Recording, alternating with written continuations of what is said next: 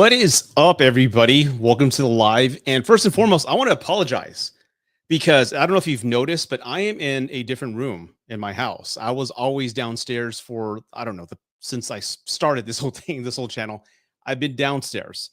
And what happened was I had to move my office upstairs. So that's why I haven't made any videos in a while after my David Lynch Silent Hill video. So I'm slowly moving everything up here. So if you may notice, it's a little different. I'm still not 100% sold on the background, and I'm trying to keep it as similar as it was in the other room. I've got my Suspiria thing there. The window's in the way. I need to get a curtain. So, again, I apologize for all the technical difficulties. I was supposed to go live yesterday, but it was a big pain in the butt. But finally, I'm doing it live. And again, this all may change in the next few lives. So I'm just still finding myself here. And welcome. So, hey, Josh, what is up, dude? Hey, what's going on? Troy McClure, what's up? I hope I'm doing good. Thank you for asking. And who do we have here? Ramen noodles. I love those, by the way. A lot of salt, though. Gavin, what is up, dude? Joey, what is up, dude? I'm doing great, man. Thank you so much for joining the live. Hey, Joshua, I'm assuming you mean the root advice stuff, so thank you for that. Here, I do my movie stuff. This is where I get to be me, just hang out and do movies. And today, get this, I was kind of laughing at myself because this live intentionally, by the way, was supposed to be celebrating 10,000 subs, and I had 10,000 subs for like a day. And now I've got 9,998. So it's like, oh, okay, that's pretty funny. I'll laugh. I'll go ahead and laugh at that. So I need a couple more subs to hit the 10,000 mark, but this is what the whole intention of the live was, to be like, hey, celebrating 10K. Finally, I do need to make more content. That's on me. I take full accountability for that. But I'm also going to do something fun. I thought many of you are new to my page. I know a lot of you have found me through Cody, and that's cool and all. He's a good buddy of mine. I decided to do something fun and go over to my top 10 favorite movies ever. And I try to stay away from the obvious because I'm not going to say Halloween and, Texas Chainsaw Massacre. I didn't want to put horror on this list. I wanted to think of things that are outside of that realm, so you guys can just kind of get a better picture of what I do. And I think I also have a top 5 guilty pleasures list that I'm going to do as well. Okay. And it's also a Q&A, so you guys can ask me whatever the hell you want. You know the rules. There's no rules here. You guys can say whatever you want. You may get the occasional moan that will pop out every now and then. So be prepared for that. And let's just have some fun. Okay? Let's go. Let's do this. Let's have some fun. I'll get to the comments in a minute. Oh. Yes, I would agree. I added some handsomeness to the live, the whole 31 on 31. And by the way, I'm like halfway through all the movies, the gangster movies that we're watching. They're all like 3.5 hours each, which is a lot of time, man. Jeez, I don't even know how many like a total hours that is, but it's a lot of movies. And I'm halfway done, and I think I'll start filming in a couple of weeks, probably more or less. So anyway, I'm looking forward to that. But thanks, man. I'm currently 2 subs shy. So if you haven't subscribed to my page yet, please do so. Because, like I said, today was supposed to be celebrating 10K, and I lost 2. And I thought, that's funny. So let's go ahead and do this, man. Again, perfect timing. You're studying. Hey, perfect background noise, right? I can do it like an ASMR if you like, to kind of add to the mood, if you think that'll work. Well, I get like 20,000 subs just doing it in ASMR. Hey, Rocky, what's up, man? It's been a while. Let's see what else we have. Gavin, I'm trying to watch as much as I can for the 31 on 31. Yeah, it's a lot of movies, and they're all classics. I think everybody's kind of said it already, but this is kind of going to be the most difficult 31 on 31 ever, because there's no bad movies. There's not one bad movie in this entire list. So I don't know what to put on the last. And even if it's last, that doesn't mean it sucks. So it's kind of tough. It's kind of tough. So pizza rolls, what's up, everybody? So, okay, again, this is fun. So again, super chats are always appreciated. Thank you. Send them if you like. They all go to the overhead of the show. And I'll go ahead and get started on my my top 10 favorite movies of all time. Okay. Real quick, we got a question here. Thoughts? Cinemark and McCreeless. I got the movie rewards thingy, so I get it free discounts. I haven't gone there in a long time. My kids used to go to a school right by there, and I haven't gone in a very long time. I think the last movie I saw there was Paranorman, which I really enjoyed. I have that DVD somewhere. Speaking of which, I need to put all my DVDs back up there. But that's a great theater. I like it. The theater I go to, I haven't gone in a while, is the Santikos at the Mayan Theater. That's the one I go to. I haven't seen the episode yet. That's a thing that me and my daughter do. We watch that together, and she's busy with schoolwork, so I'm waiting to see that, man. I am waiting to see that. So let's go ahead and get started on the list and have some fun here. Again, this list, I want to be clear. This is not ranked from best to worst, right? This is not ranked from favorite to least favorite. These are just in no particular order. They're just my favorite movies. I watch them whenever they're on. I kind of stop what I'm doing, and it's got my complete attention. Okay. So without further ado, let's go over my top 10 favorite movies of all time. And I'll be live to maybe about another hour and a half or so, depending on how the live goes. I may have some special guests drop by. I don't know for certain, but we'll see. Coming in at number 10 is Jacob's Ladder. Okay, if you're new to my page, I want you to know that I love psychological horror movies. That's why I love Silent Hill. I love Session 9. But this particular movie, Jacob's Ladder, in my opinion, is one of the creepiest movies ever. And I think it lands more with me because as an adult, you recognize the fears this guy has, losing a kid, living a life that he wants to stay in, but he can't. I don't want to spoil anything. I don't want to give anything away, but the movie captures someone mentally just losing their mind and descending into hell, his own private hell, in the creepiest way possible. And I know this movie's also inspired Silent Hill, the whole shaking of the head thing, but it's just very disturbing. And again, I highly recommend it. Don't watch the remake. I know they remade it, I think, a couple years back. I heard it was horrible. But Jacob's Ladder came out like in the early 90s. It's a mind trip. I know some of you have seen it based off my recommendation, and some of y'all said it wasn't for you. And I get that because, again, it's psychological horror. A lot of things are implied, but some of the visuals with the demons he starts seeing is pretty damn creepy. Pretty damn creepy, by the way. So again, Jacob's Ladder, in my opinion, I just love it. And again, it lands differently when you're an adult. So I have that at number 10. I will always appreciate that movie. Creepy as hell. Coming in at 9, Silence of the Lambs. I think this is like a precursor to what's that, Twin Peaks, and also the X-Files. And again, classic movie. You have Hannibal Lecter, Agent Starling, and I just love how the FBI is involved in this whole thing, and just having a rookie go and interview this homicidal maniac who's incredibly brilliant, charismatic, and fun. Then they help him solve the case, and of course, Buffalo Bill. one of the best villains ever. The whole wild horses scene and all that is great. But again, I just think it holds a test of time. It feels a little different though. There's a lot of scenes that are shot where the actors are looking directly into the camera, talking straight to the audience. So I don't know if that's intentionally done. I mean, I know it's intentionally done, but it just comes off weird in this place. But again, other than that, this is a solid movie, and I love it. I love it. It's, again, very creepy, and again, it doesn't show too much. It shows enough. That's what I love. Silence of the Lamb goes so hard. Yeah, dude. And again, when I saw it at the theater as a kid, I thought it was creepy, but as you get older, like I said, you recognize things that you didn't maybe catch on initially, like what the Silence of the Lambs mean, what Starling meant when she heard those lambs being slaughtered, that whole thing. So it's a whole lot deeper, and you understand it more as an adult. But yeah, I definitely love it. Rocky, what's up? I saw Jacob's Ladder as a kid at Century South Theater. Freaked me out. Yeah, I saw it as a kid too, man, and it really messed me up. But again, it's scarier to me now as an adult with a family than it did as a kid. Have you ever seen the Hannibal show? No, I haven't. But the other one I've seen is Red Dragon with Edward Norton. That is a really good movie. It's a really good movie. Rudy, I was making fun of the lamb. I totally missed that, man. I'm live, man. What can I say? I'm sorry. Let's get to another comment here. I wonder how many Zack Snyder movies, you believe it or not, none. I wanted to stay away from the obvious, like Zack Snyder's Justice League, which I do think is a great comic book movie, and all the others. So again, I wanted to give you guys a taste of things that I like that you may not expect. Okay. There's a couple of obvious ones, but I tried my best to stay away from the obvious ones that you will call out. Lamps, Silence of the Lamps is such a great. Did I type lamps?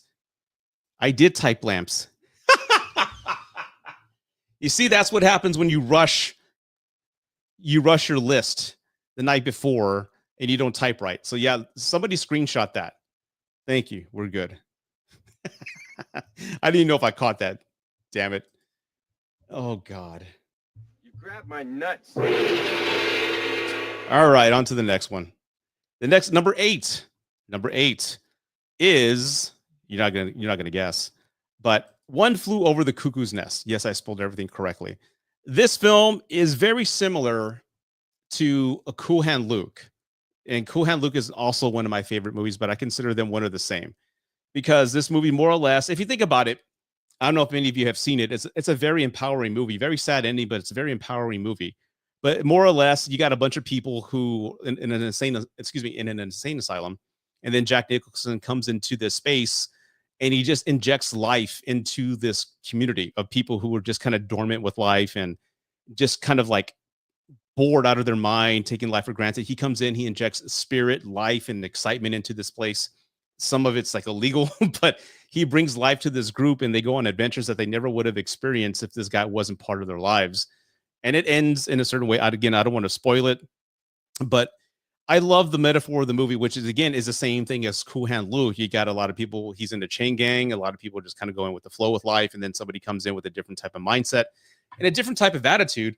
And it kind of reminds you not to take life for granted. It reminds you not to kind of fall in the monotony of life and routine. Just to life is precious, man. Do something every day that brings you joy and brings excitement and a smile to your face. And I think that's the core message of the movie.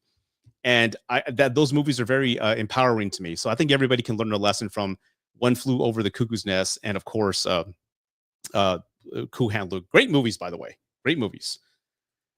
One Flew Over it's so good, man. Like I remember watching it the first time with my dad years ago, and we were crying at the end. I'm like, why am I crying? I don't understand these emotions. Why I'm crying, but it's a very good movie, man. It's just, if you haven't seen it, go check it out. The pacing of it's a 70s movie, so the pacing may not be as fast editing as it is in the modern movies, but it's such a great story.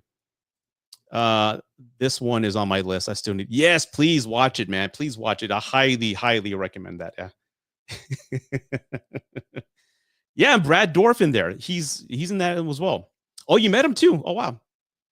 I told him so much. Yeah, dude, Brad Dourif. He's also, and I think I've been very vocal in the past few lives that I've discovered David Lynch after his death. And I've just been on this obsession. I've seen all his films. I've seen everything. And Blue Velvet's now one of my favorite movies. And Brad Dourif is in the background dancing with a snake. They go to the Pussy Palace, a prostitution house, and there's Brad Dourif dancing with a snake. It's pretty funny. I don't think he has any lines, but Brad Dourif's in it. So it's pretty awesome movie. Oh, super chat. Hold on. I forgot to do this.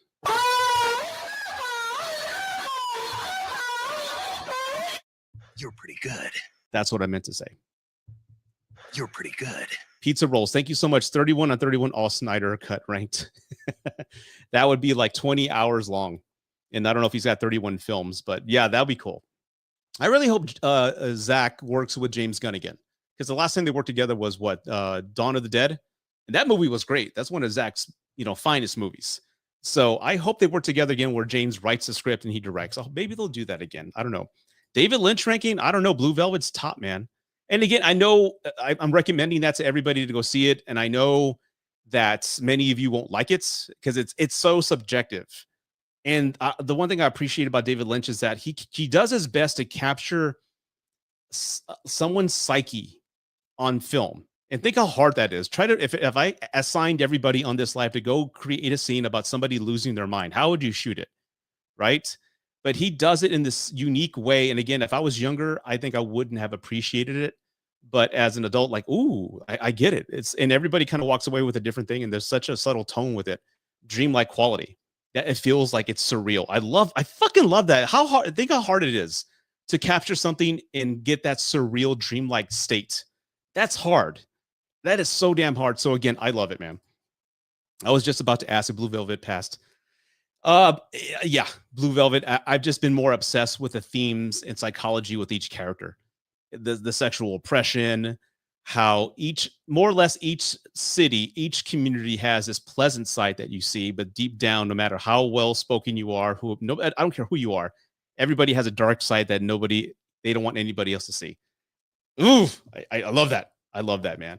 So okay, going back to the list, yeah, One Flew Over the Cuckoo's Nest. Everybody, go check that out. Okay. Number 7, and again, if you just joined the live, these aren't in any particular order. They're not ranked from best to worst. These are just my top 10 movies. And every one of them probably has made me tear up in one point or another. But this one especially, Superman, the movie, 1978. I got an entire sleeve of Superman. There's Superman kissing Wonder Woman, and I got a whole thing I'm working on over here. But yeah, this was my MCU. This was my hero. It still is my hero. Christopher Reeve helped build me a moral compass as a kid. And the movies, I know a lot of people will watch it now and think it sucks, or maybe it's slow, or maybe the special effects haven't aged. And of course they haven't. This is the first time they've ever filmed a man convincingly and to make them look like they're flying, right? This is the first time they've accomplished that. And this film it's beautiful. And I think, what was it? The Marvel chairman Kevin Feige said that this is the film that he has everybody watch before they make a movie.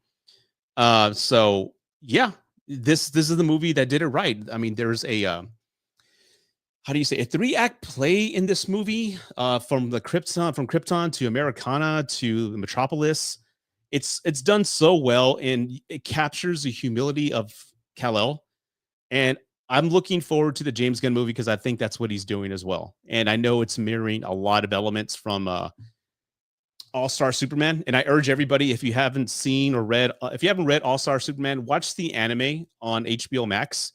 It'll give you a great idea of what to expect for the James Gunn movie. In other words, it's no matter what Superman goes through, no matter how hard the odds are against him, no matter how tired he is, he's always going to find the will to move forward and do the right thing. And I think that core message is what everybody's going to feel when they leave the theater. And this movie, the original Superman, is what makes me feel good. He does the right thing. I mean, and I wish more people did the right thing nowadays, but that's what Superman is all about. And I cannot wait for that, man. I cannot wait for that movie. But again, this movie is true to my heart. Anytime this song comes on, which again, arguably the Superman theme is probably one of the best themes ever, up there with Star Wars and Indiana Jones, all by John Williams, right? If you think of movie scores, I don't care where you're at in the world, as soon as this song plays, I'm sure many people can call it up. Like, yeah, that's Superman. It's that timeless. And again, it gives me goosebumps and tears anytime I hear this movie. Every time I hear this song, it's just one of a kind, man. Definitely one of a kind. Again, if you haven't seen it, check it out before the new Superman comes out.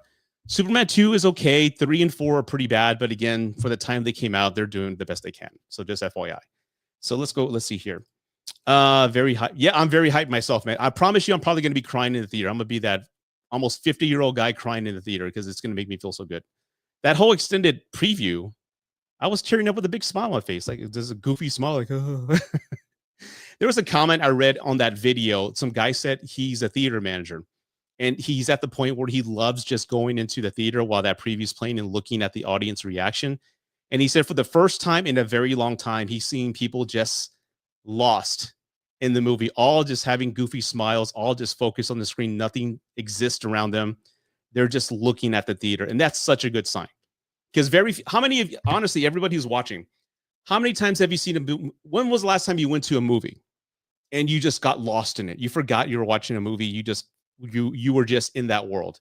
For me, it's been a while to lose myself in a movie, and I want that feeling again, and not many movies do that for me. But if you felt that feeling, let me know. I would definitely like to hear what you say. But again, I can't wait for that. I'm glad people are having that reaction. What are some other comments here? One second. Superman trailer was, yeah, one of the best, man. One of the absolute best. Superman 78 has surprisingly aged very well. We still need... No, you know what? I wanted to do a watch along with him, not live, but just like film it offline and then play it later. But I have a feeling he's not going to like it and he's going to piss me off. And then I'm like, fuck it, done. I don't want to see it with your ass. Bye. Go see it on your own time. I'm like, oh, that looks stupid. That's weird. Like, oh, I know. I have a feeling he pissed me off.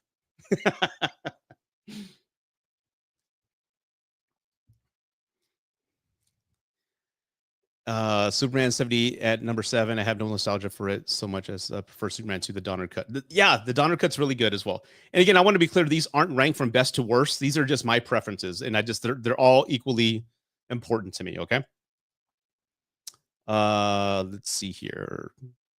What was 10 was I forgot. Hold on. 10 was Jacob's Ladder.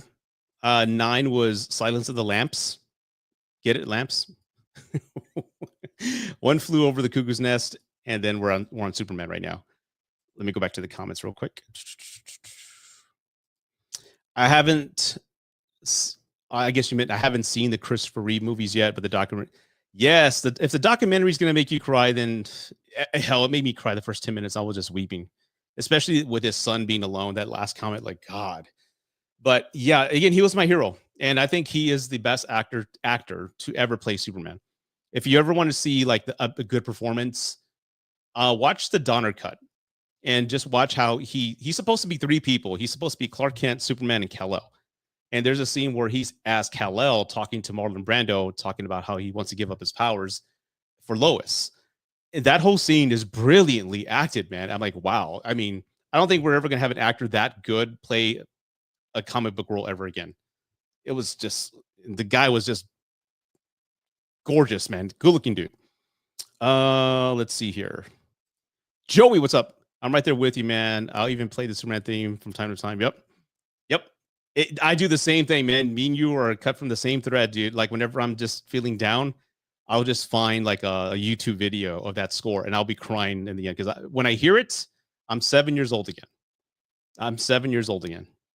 It takes me to a good place, man. Let's see here. Cody hates Tim Burton. Yeah, he didn't like the first Batman. I'm like, you had to be there. You had to be there. He's a young millennial. Hey, what's up, man? Good to see you. Dimmy. No, I think Cody's gonna break your heart with Super 78. He's one of the few people I've never, and I get it. It was before his time. I get it. I totally get it. Every generation has its own thing, their own superhero, right? I know like a lot of people born in the early 90s, maybe late 80s. It's what Jurassic Park, Toy Story. I get that. I totally get that. You grow up. There's a certain period in everybody's life, right? When you're young, that captures nostalgia and captures that movie that means so much to you. It may suck to everybody else, but it meant a lot to you. So every generation's different. Yeah, but it's a wonderful movie. Wonderful movie. Love The Room, my friend. Terminator, maybe. No, I wanted to stay away from the obvious. So these are movies that you won't be expecting, by the way. Reeve will always be my Superman. Yeah, same here. Same here, man. I was in high school as a senior the day he got hurt. I remember crying in the locker room. That's how much it hurt me. And then when he died, oh God, I cried again. My daughter was like 1 year old, I think. He's my hero. He will always be my hero. All right, going back to the list. Okay, the next one, Pulp Fiction. Now, I know this is cliche. I know most critics will have this on their list, but for me, this came in an important time in my life. Like I said, I was 18 when it came out. And at that point, I had already grown tired of movies in a sense, because I grew up in the 80s and, most 80s movies had that simple format. Characters don't get along. They find each other. Then something happens where it causes them to break up for a little bit. Then they get back together at the end and solve the big problem, right? That's kind of the cadence with any 80s movie. And you can call out who did it and what's going to happen at the end of the movie. This movie came out and I remember it just blowing me away, because the narrative was just out of sequence, but it made sense. I didn't know what the hell was going on. I had never seen a film like this. There were so many complete stories that I was just like invested in, like what's going to happen here? What's going on? Who's this gimp? Who's coming out of this box? It was just so many things that were happening that had never, I don't want to say never, but hadn't seen in my lifetime. It was a movie that you felt you were watching something you shouldn't be watching. It felt like a rated X movie. It just was dangerous. And just the Travolta dying, things that you don't expect. The leading man isn't supposed to die. What's up with this? This movie felt like it was breaking all the rules. And of course, the soundtrack and this, if you want to see how important this movie was to movie theaters and filmmaking, go watch Siskel and Ebert's review on this movie. And Siskel and Ebert were gods to me as a kid, because their show came on Sundays after the news, like at 10:30 or 11 o'clock at night. And I would never miss a show. And for them to see them too excited about the movie and just celebrating it and just both agreeing about it was like, whoa, this is a big deal. And then they even dedicated an entire hour to Tarantino. So that's how big this movie was in filmmaking. It inspired a bunch of other people to kind of do some similar things. There was this movie called Run that came out a couple years later to try to replicate that. But again, Pulp Fiction to me is just one of those time capsules that came out at the right time. I was 18. I was mature enough to understand movies and accept different types of pacing. And oh my God, it was perfect. Let's see. I personally think Pulp Fiction is slightly overrated, but it's still good. And I get that. I mean, I don't know if you're my age, but again, this movie, like I said, it came out in high school, and I remember the impact it had on filmmaking. I remember the impact it had in movie general audiences in general, people like were like bored of the movies at one point, like because you had your 80s movies, your Schwarzenegger movies, your Stallone movies. Everybody kind of knew that you couldn't beat them up. It's all action. They were the heroes. They were going to come out on top. So everybody had been used to those type of Hollywood movies. Die Hard, Bruce Willis is going to survive. He's going to get his ass kicked, right? So we were all used to that. And then this movie comes along and it's completely different. It's like, whoa, it's like, this is wow. It just blew everything away. All right, so let's see here. RoboCop, I do love it, but it's not on this list, man. It is not. Pulp Fiction is like I like it's a 5-star movie, but I never loved it mainly because I'm not for a movie with several. I get you. It's like an anthology, right? I get that. It's not for everybody. Most people who saw it didn't like it either. They said it was gross and too violent. And I'm like, if you think about it, they don't show any blood in that movie. I mean, they hardly do. It's kind of off screen in the way it's edited. Last time I found myself immersed in a film was Barbarian. That's a good one. Yeah, that one took me by surprise. Absolutely. I'm only 23. Okay. Yeah. And I get it. Like like I said, you had to be there. It was just one of those moments. Anybody who's my age understands. Yeah, that movie was really good as well, Sean. I didn't see it at the theaters though. Okay, going back to the list here. Okay. That was number 6. Number 5. I just kind of talked about it right now. Blue Velvet. I bought the special edition a couple days back. And again, like I said, I just discovered David Lynch just a couple months ago. Me and my wife saw every season of Twin Peaks, including Firewalk with me. Then we saw the 3rd season that came out on Showtime not too long ago.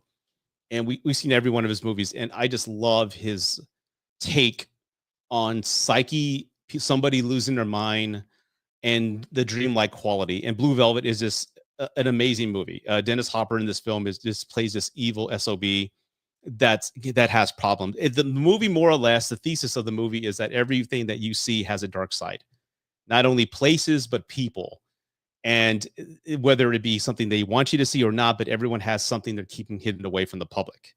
It's kind of like that old Chinese proverb. There's 3 masks we all wear: the mask we wear at work, the mask we have on with family and friends, and the mask we take off, the mask that we wear when we're by ourselves. And I love how it just shows how we as humans are flawed. Despite whatever we project, we're flawed. And I just love how the movie, more or less, you have a character, I forget his name, is played by Kyle MacLachlan. And he's a young kid who finds out there's a woman may have her husband and son kidnapped. And the curiosity of that event has him go down this rabbit hole of just violence and just criminals, prostitution, drugs, and danger. And the movie is just, we all at one point have curiosity about what's out there if we grew up in a safe space. And Kyle MacLachlan makes that jump to go see what else is out there. And again, I know this movie may not be for everybody, but it just landed home for me at this point in my life. And to see just odd things like everybody going to the Pussy Palace, but it looks like it's a prostitution house, but it's like a bunch of old people. It doesn't make any sense. And then you have Dean Stockwell singing a Roy Orbison song in drag. And I'm like, I want to be that. I want to dress up like that in Halloween. It makes no sense, but it blows my mind and it just captures my imagination. And I love the brilliance of it, man. So again, if you haven't seen it, check it out. But again, if you don't like it and you say, Rudy, I don't get it, it sucked, I'm not going to be upset about that. It's just one of those movies that just, oh God, it just stays with you. And you don't know why. You ever watch a movie and you're thinking about it 2 weeks later? Like, why am I still thinking about it? Why am I watching all this behind the scenes footage? Why am I listening to the soundtrack? It's one of those movies that will stay with you and you don't know why. Thank you so much, man. This whole live, I was laughing at myself earlier because this whole live was supposed to celebrate 10K, but I lost 2. So technically I'm at 99, 98. So I'm like, that's pretty damn funny. So no, I haven't actually hit it. I did, but then it went away. Let's see. Blue Velvet, not seen it. I have it on DVD. David Lynch is the only movie I saw. It's Elephant Man. Check out the others. Like I said, it's not for everybody. I know most of his movies flopped at the theater because people like, what the fuck is this? This doesn't make any sense. This is not a traditional movie. So I know most of them flop and they became like culture, what's the movie? What's the word I'm trying to say? They became like the cult classics. And they're all like, as far as critically reviewed, they're all critically well received. But from audience, it's just something most people don't expect to go see at a theater. So again, if you don't like it, I understand.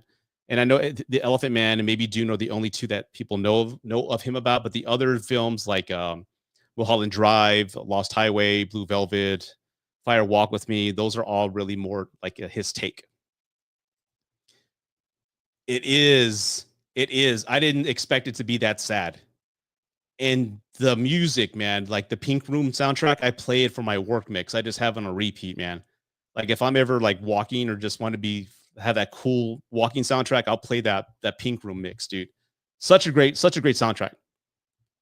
We lost one of the giants, man, when he passed. Oh, let's see here. As for me, my top 10 are Across the Spider-Verse. Yeah, that's a good one. Moneyball's a really good one. Top Gun, that's a good one. Back to the Future, Ghostbusters. Oh, speaking of, you guys want to check something out? Guess what I found at Trader's Village? You have to see this. I haven't posted about it. Check it out.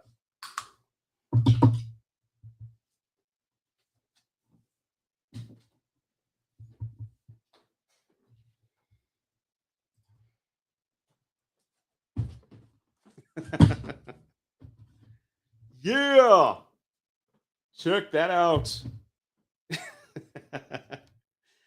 I have been wanting this since I was 7 years old. And here I am finally at 48 years old. I finally got me a proton pack. So yeah, I got this still sealed. Still sealed in the box. I just don't know where to put it. But yeah, man, I saw that and I was like, I gotta get it. It was like retails for like $250, and the guy was willing to work with me. I got it for $200. Yeah, I know, dude. I know. Like I said, I've been wanting one since I was a kid. I finally got one. So I have that. I have the PKE meter, and I have the trap, and I made my own jumpsuit. So I think every Halloween until the day I die, I'm going to be a Ghostbuster. So yeah, I need to put it somewhere. I don't know where I'm going to put it. I'll put it somewhere in the back. But you were saying what else? That was one list. Did I pass the first list? Let I go? Let's see here. Here we go. Ghostbusters, Jurassic Park, the Batman. Yeah. Yeah, those are all great movies. And again, you ask anybody that's probably on their list too, and those are current movies. I wanted to kind of go deep. Okay? I wanted to go back and just try to find movies that were like in the 80s, 70s, things that you don't expect. That's why I was going with that. I already covered that as well. Yeah, it is very sad. What else do we see here? I can't help it. I am. Like I said, it's a childhood fantasy that's finally come to life, man. I need to buy a toy model of the DeLorean. Yeah. I mean, little by little, it's like when you finally have grown-up money, you can finally buy things that you love. There's one thing I want to buy, but it's $600. It's like a Solid Snake statue. It's Solid Snake like against the wall, and it's got like a ration box that spins. So it's like a sideshow figurine, but it's Solid Snake. So that's the next thing I'm going to go ahead and splurge on. Let's see here. Looks like somebody's good. I just want to wear it, man. Like I said, every Halloween, I think I'm going to wear it like for every party. When I'm passing out candy, I'm going to make everybody sick around me. But yep.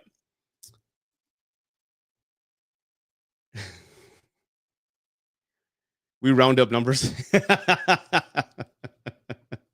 You know what? Yeah, 10K. Yeah, let's celebrate 10K. Definitely. And you know what? If I can speak on that real quick. I appreciate all the support and help. And again, this has always been an escape for me. And for those who don't know, I started doing this whole thing back when I got divorced in 2016. I had no friends. I had nobody to talk to. Everybody abandoned me. So I'm like, you know what? I love talking about movies. So let me create a channel so I feel like I'm talking to a friend. So the camera, I treated it like a friend. So I've never been, in my opinion, the best movie review guy. I think Cody and Sean are the best, and even CP and Brian are way better than me. I just kind of go with how the movie makes me feel. Kind of like Adam. Adam's a good friend now. We met a couple weeks back, but kind of like that. Because movies are subjective, right? Movies are art. So I always go with how they make me feel.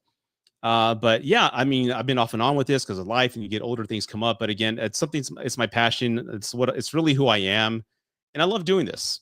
I love doing it. I love talking movies, and I love just hanging out with people and just, nerding out, man. I love it. And I'm grateful and blessed for 10K. Here's to 100K coming up. That'll probably take another 10 years or something like that, which is fine. It's not about the subs. I mean, if you're doing this and you're new, I mean, it's not about the subs. It's about doing what you love. And people can see somebody who's authentic and genuine and having fun on screen and seems like a cool guy. I think we all gravitate to that. So just be yourself and have fun and talk about whatever you like, man. So and again, I appreciate all the support, man. I really do. Thank you, everyone. Thank you.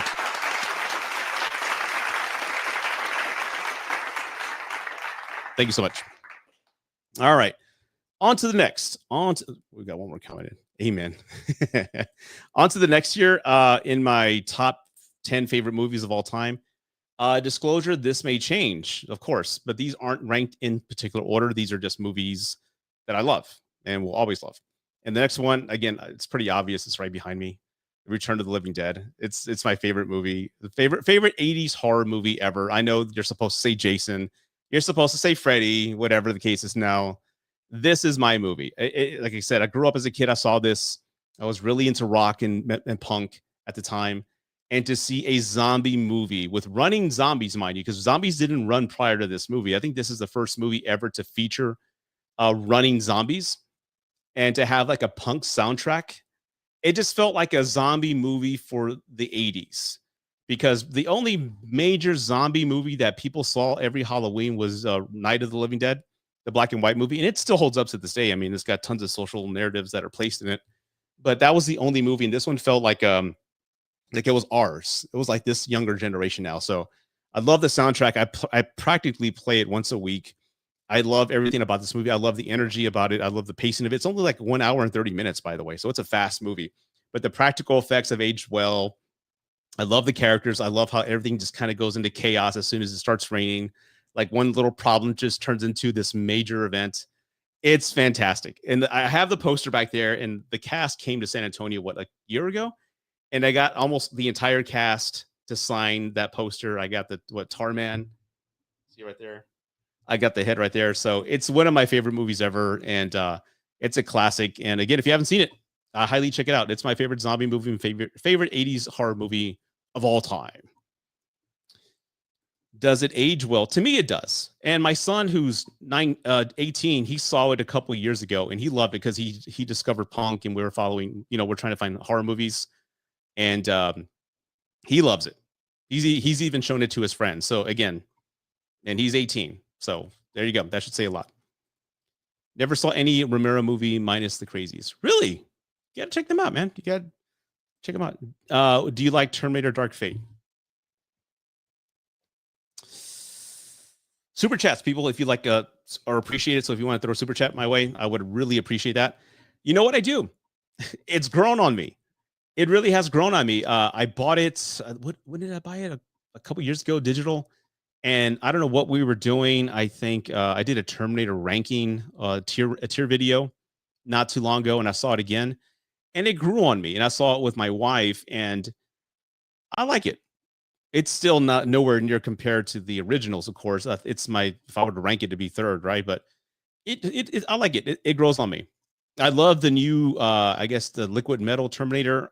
One thing I didn't notice that my wife caught when I saw it again this time with her is that I love how his attitude and just his mannerisms change depending on who's around him. Like either the Rangers, the Army, his attitude and his vocal mannerisms change depending on who he's around. I'm like, oh, that's pretty cool. That's kind of like an improvement for the Terminators. Like they're actually adapting to personality. They're not just stoic and just the 45 millimeter. They're all just kind of like they're adapting to us personally. So I'm like, hey, that's actually a great improvement. But having Linda Hamilton back, it felt forced, but I like the way they wrote her in, and just that T800 model becoming a small business owner and selling drapes is funny.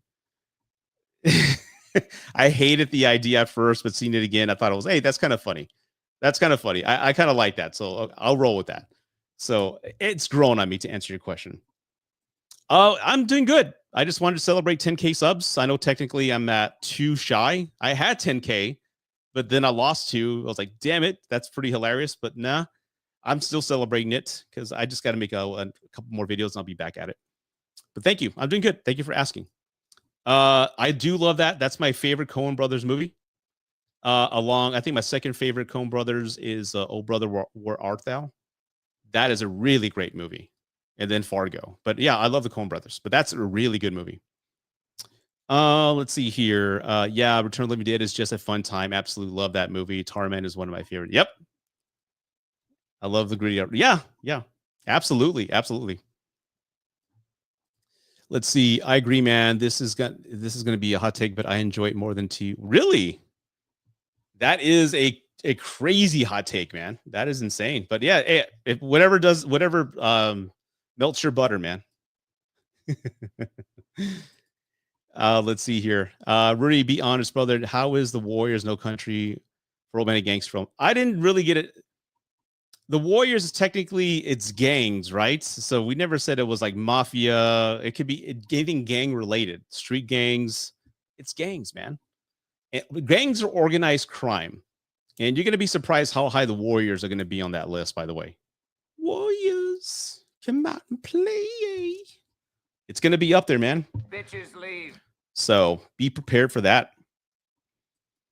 You're gonna be surprised at my number one. I have a number one. And it's not going to be what you expect, but I have valid reasoning and I will explain to the best of my ability. Hope you and your family are doing good, bro. I'm glad I caught the live. Yeah, thank you, man. We're doing great. Super busy. Like I said, I have my office downstairs. I had to move it upstairs. So it's still not the finished product. I got to find some curtains and hang a proton pack. I still put my movies up. So I'm still trying to find, the best angle in this room, but I'm doing good. Thank you for asking, man. Oh, really? All right. Thanks. Woohoo. Thank you for subbing. We hit a 10. We hit 10 again. Let's see. Rudy started with the worst 31 on 31 and now the best. You know what? Yeah, that was like baptism by fire, seeing all those wrong turn movies. I enjoyed them for what they were worth, and that technically was the worst, but I had a great time, and I still have a great time. That's why I love working with these guys and doing it. It's fun. The whole journey is this camaraderie. You should see the chat. We're all just like complaining about a certain thing or disagreeing about a certain topic. But yeah, it's pretty cool to do things like this. It kind of unites us and all that. So, I love it, man. You motherfucker. Lying bitch. Don't do that. Yeah, we hit it again, man. We hit it again. Woohoo. I haven't seen the first episode. I'm waiting to see it with my daughter because my daughter and I, we played games 1 and 2, and of course she was about Ellie's age and Joel, the dad. So those games have a strong connection with me, my baby girl, who's 21, by the way. So she's old now, but I'm waiting to see it with her, and she has a lot of college finals coming up. What is up, dude? Favorite movie of the year so far? It has been rough, and to be honest, man, I haven't really seen a lot of like first run movies. I truly haven't. I just, like I said, life's been super busy here, and adjusting to a lot of things. The Rude Advice channel, the coaching platform, has really taken off, and I'm glad I'm helping a lot of people over there on that end. But as far as the movies, I haven't gone to any. I did like Companion. That was really good. I didn't expect an AI thing to happen, that little twist. I did like Wolfman. That was really good. I know a lot of people didn't like it, but I enjoyed it. But I know a lot more movies are going to be coming out later on. I know Megan 2.0. That looks hilarious. I know, of course, Superman, the Fantastic Four, and I'm looking forward to those. I heard Sinners is really good. Yeah, I want to go see Sinners. Definitely, because I think that's a... I know the director's name. He did Fruitville Station. Ryan Coogler. He did that movie, right? Anything Ryan Coogler touches, I'm there, especially how he treated Creed. I love Creed. That's how you do a remake or a soft reboot. So, yeah, anything Ryan Coogler touches, I am there, man. The guy fucking sold me. The Sinners, right? I just want to confirm. Let's see here. Who directed that? Yeah, Ryan Coogler. Yeah.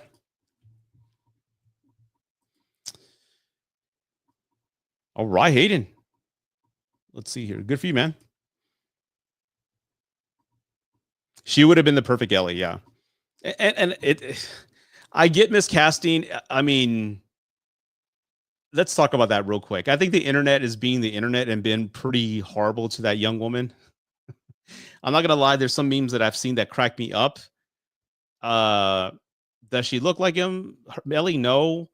But I want to wait and see the performance because, for example, I know this may not be this exact same thing, but when I heard Joaquin Phoenix was going to be playing Johnny Cash, I thought that was the worst casting ever. But as I watched Walk the Line, you slowly start to see Johnny Cash within the performance. And I'm hoping that's what happens with this movie. I mean, season 1 was okay, but I think the internet is just being horrible as it is. But again, I can't help but laugh, so I'm going to hell. So I'll see you there. That was good. Heretic, that was really good. I love that type of movie, especially when it deals with religion and the way it was kind of explaining how things came about. I really did enjoy that. And Hugh Grant, man, I think that came out last year though, but that was really good. Any big plans for the channel? Honestly, I've been thinking about that for a while. I love doing tier videos because again, when it comes to time, I still have my real life job, of course. Then Root Advice with the coaching, that's kind of like a second job, and I'm really proud of that platform. And time here, I really want to be smart about it.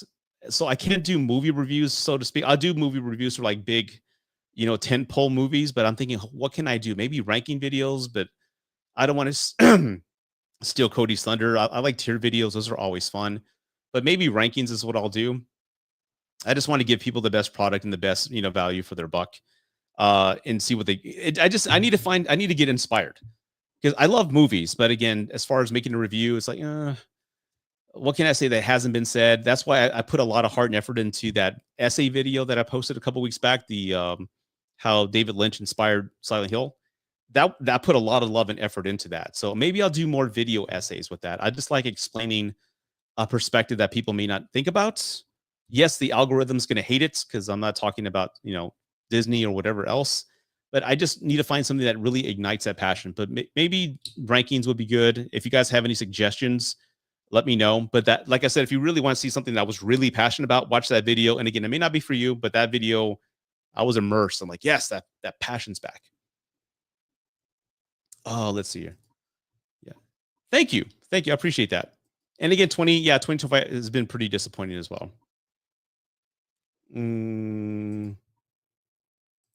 It's going to be there. It's going to be up there.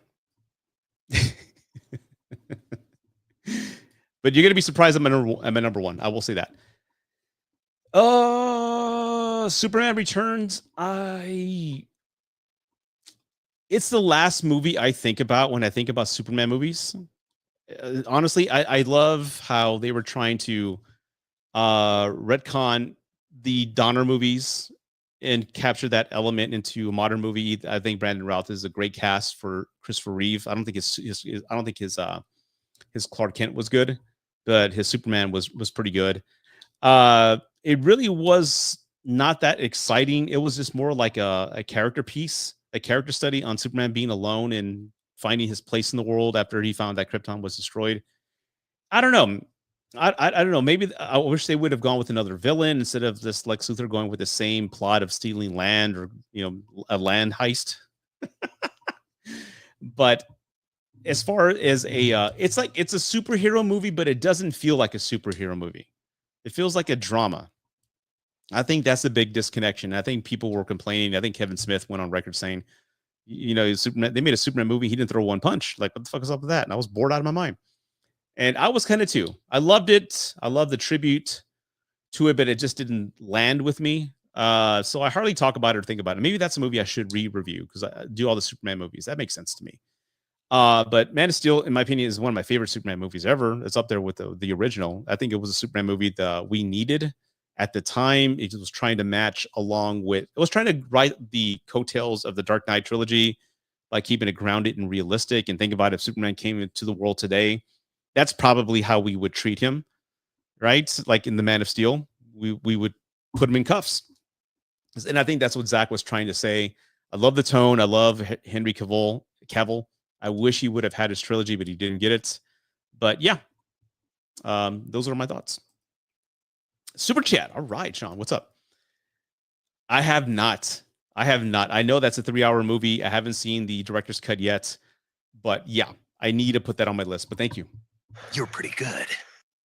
Thank you so much. Oh, dude, I got a major hard on for that movie. Absolutely. That trailer along with the Superman trailer were the two best trailers I've seen in years.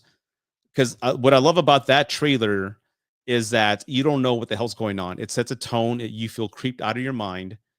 The music they played, I understand, was like a marching song that they had soldiers in the battlefield listen for like insanity tests. I think that's what it was, but very creepy trailer. I love that it didn't give anything away. I'll probably avoid any trailer coming after the fact because I'm sold. And the original 2 movies are fantastic. Amazing. Like if I did a zombie ranking, I think 28 Days Later would be number 1 versus that. I'd have to think about that. These 2 would probably be top 2, but 28 Days would definitely be number 1. Oh no. I'm going to avoid it. I learned the hard way. Like that's why I stopped doing movie trailer reactions, because I'll watch the teaser, but I don't want to watch anything after that. I want to go in as blind as possible. It is not 4 hours. God damn it. That'll be the last movie I watch. I'm excited about it. In my opinion, I don't need him back. I think his character, the original ending in the first movie is that he died, which makes sense. I mean, you get shot in the stomach. How do you survive that with no tools or medical attention? I know they did a quick series of edits to kind of show that they did surgery on the guy and, fix his intestines, but I think he should have died in the original. I didn't like that ending. But yeah, I'm excited about it, but I would still be sold whether he was in it or not. Did you see that the Oscars are creating it? It's about time. Yeah, that category is long overdue, man. Some amazing work goes into that. Oh, this one, I don't know. Like I said, there's not a bad movie on this list, people. There's not one bad movie. So, I don't know. I don't know. I'm totally at a loss right now. I was a 3-time champion until who took it away from me? Was it CP the last one? Anyway, I want to get it back.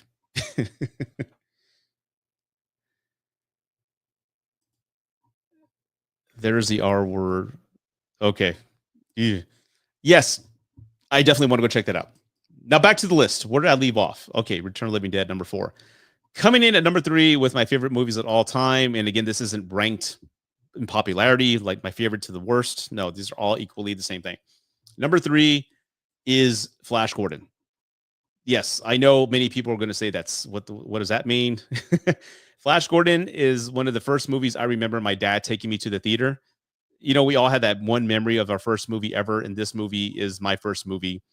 I fucking love it. And the soundtrack's amazing. I just remember sitting there with my dad in the air condition and just seeing just the colors. That movie, just the color palette for that movie is amazing. Then you have the Queen soundtrack. It's fucking amazing in my opinion. It will always remind me of my dad. My dad passed away in 2022, so it's even more sentimental. I haven't watched it since he passed, but this movie just is wonderful. It's cheesy, it's over the top, and it's just a time capsule of my childhood, and an amazing soundtrack. I mean, it's just written by Queen. And again, if you haven't seen it and you go see it now, you're gonna see, what the fuck am I watching? And I want you to understand something, that it's purposely made to look that way because they're trying to capture what the comics and the old serials were trying to capture. So everything looks dated and retro, but that's intentionally done that way. So again, it came out in 1980. I believe the same year was Empire Strikes Back. So you have 2 sci-fi movies that are total contrast.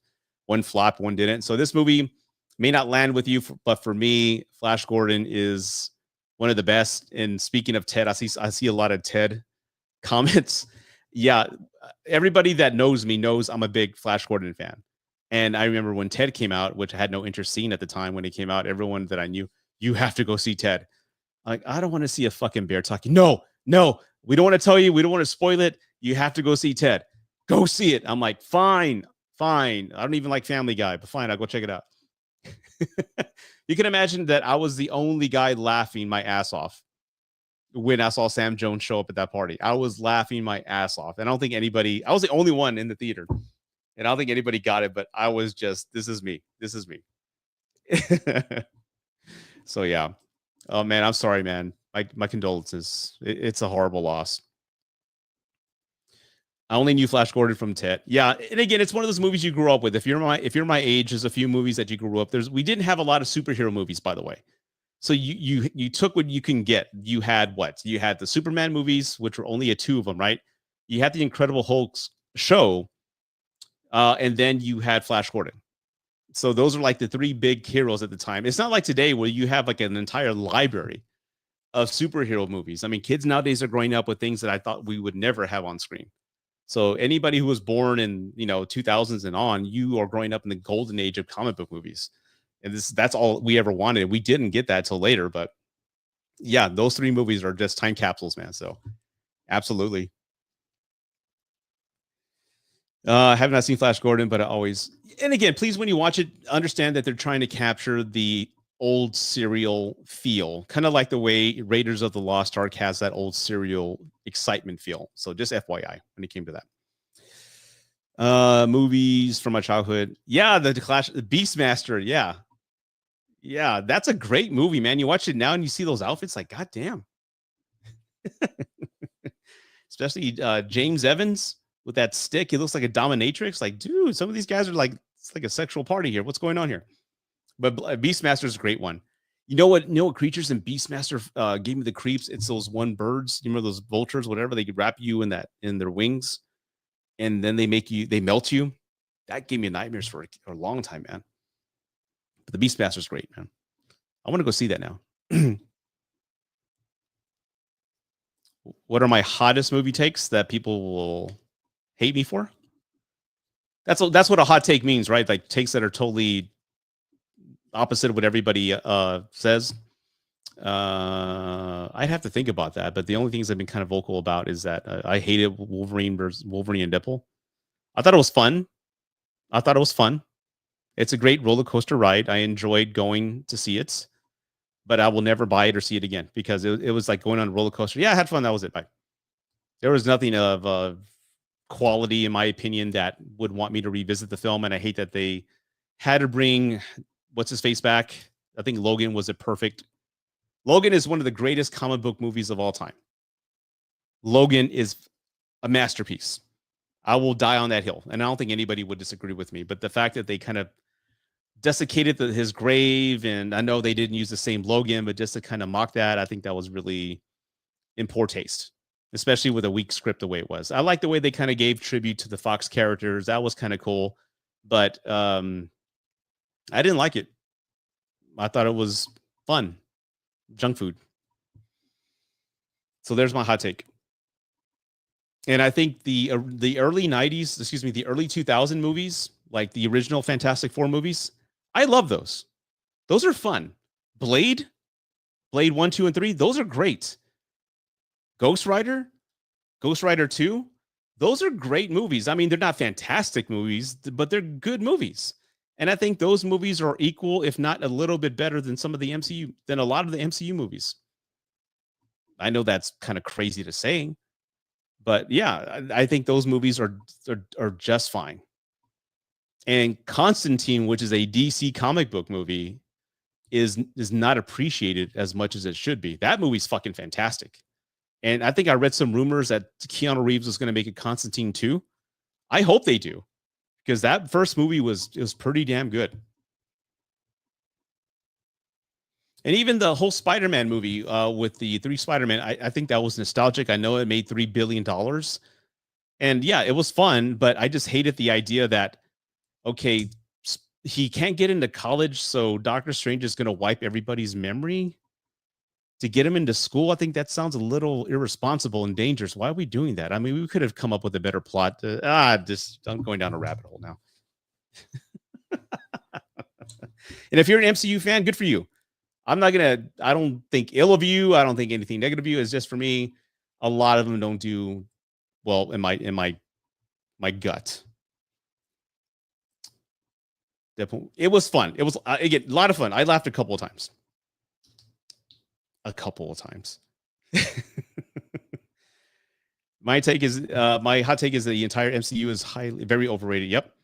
I don't love a single movie in that. Really? Wow. Okay. There's a few of them that I love. I think Infinity War is possibly, I'd really have to think about this, one of the top 5 greatest comic book movies ever. Infinity War is amazing. The first Iron Man was amazing. I like Iron Man 2. I like The Incredible Hulk. I don't know why those are always ranking low on people's rankings, but I love those movies. The first Captain America was great as well. I mean, they're fun, but then you started to catch on to the formula, and I'm like, okay, these are too safe. Let's see here. Now let's go back to the list. Okay, so I left off at Flash Gordon. Gordon's alive. Go check it out, man. And I did. If you want to see me cry on camera, go check out. I did a Flash Gordon review about 4 years ago, and I even reenacted flying high on a rocket cycle. So it's somewhere on my page, but check out my Flash Gordon review. And let me leave some comments. Let me know that you saw it. Coming in at number 2 on my top 10 favorite movies of all time, The Ten Commandments with Cecil B. DeMille. I know that a lot of you are like, "What? That Easter movie?" Yeah, that Easter movie. That movie. I grew up with my parents, of course, and that always came on Easter. You guys remember that? Like this movie always came on Easter, and or that Sunday or Saturday. And it just reminds me of my childhood. But again, it's such a well-made movie, man. You watch movies like that, old Hollywood productions, and I'm just in awe with the amount of extras they have on some of these shots. All these people are like slaves, like building the statues for the pharaoh, but they have like hundreds of extras, all greased up with sunburn on their backs, lifting pillars. Like, how did they do that, man? The scale of the set and the number of teams and people that are involved to get everybody synchronized to do these types of things, it's breathtaking. So, and again, I love filmmaking. I love watching, like, if you're like me, you watch a movie, like, how did they do that? How did they get that coordinated? How did they do that special effect? How did they film that? And that movie just blows me away that it was made almost like 60, 70 years ago. And it's aged that beautifully. God, it's a beautiful movie. And it's all CGI now. Yeah, but again, if you want to see a fantastic special effect, look at Charlton Heston, aka Moses, parting the Red Sea. And that movie was made in what, 56, 55? Let me type that in. The 10 Commandments. I even have it on Blu-ray. 1956 is when that movie came out. And I can't play because I don't want to get demonetized. But just that scene, man, it blows me away how they filmed that. Again, check it out if you haven't done so. But again, I urge everybody to go visit films made in different decades, and you'll see a different tone. And I appreciate people back then because they didn't have CGI, they didn't have green screens, right? They had to use whatever they had available to make things work. And some of these things are just breathtaking and just timeless. But yeah, this movie is one of the best. Yul Brynner, Charlton Heston, just the acting, the costumes, everything, man. Check it out, man. Again, it may not be your bag, but from a filmmaking standpoint, man, wow. It's just, whoa. And like, if you ever go to your parents' house and your parents are always watching that old channel, that old movie channel station where they show those old, old like Gunsmoke shows and things like that, look at the filmmaking, because most times they only had one camera. And look what they did with one camera. It's just, I appreciate people making the most with very little. I really do appreciate that. You've never heard of the 10 Commandments? Really? It's a great movie, man. It's on Paramount Plus. I'll check it out. Yeah, it's an epic movie. Again, when you have time, it's classic. And again, it's age, of course, it's an old movie, but I like revisiting old movies like that. I remember watching Ghost Rider Spirit of Vengeance with my friend at the theater in a whim, and we ended up having the best time ever. Yeah, Nicolas Cage, dude. He went on that Nick Rage. Every movie Nick gives us at least 5 seconds of just Nick Rage. Has my money every time. It's based on the Bible. Let's see here.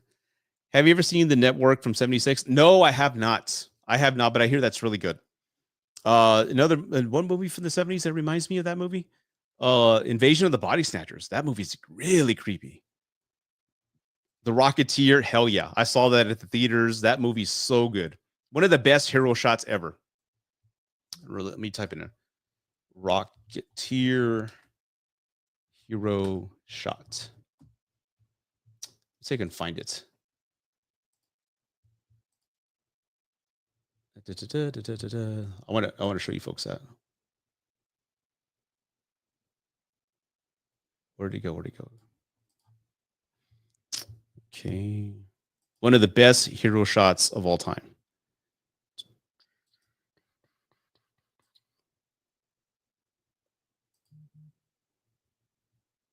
Let's see here.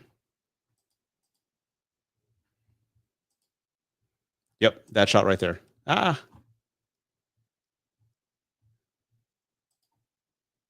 Can you see it? Why is it not showing it? Oh, son of a gun. Let me try this again.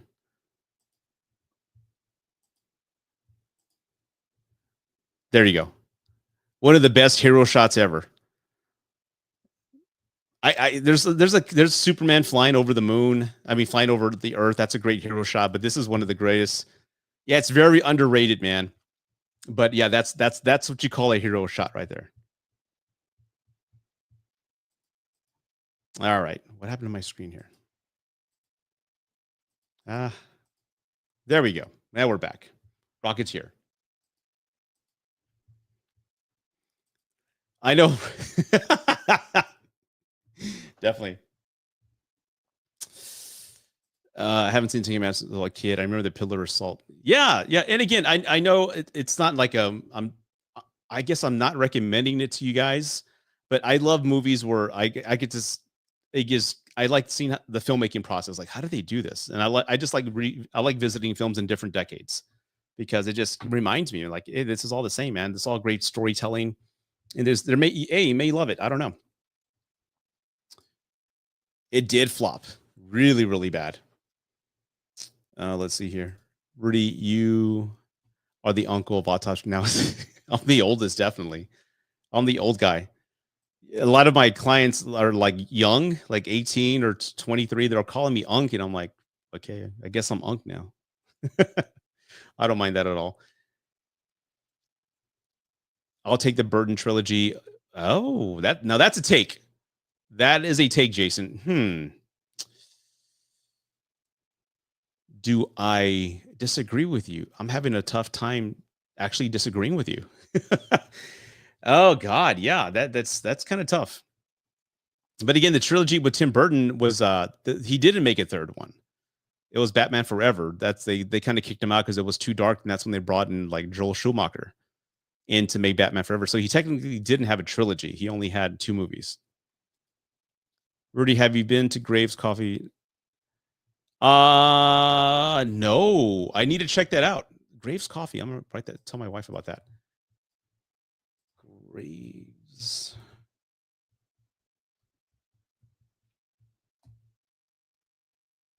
On Ashley. Okay, I'll check it out. I would definitely check that out. We went to some bar on Alamo Streets where it was like a ghost haunted room theme type of bar, and that's what we do. That's our bag. So yeah, we definitely did that.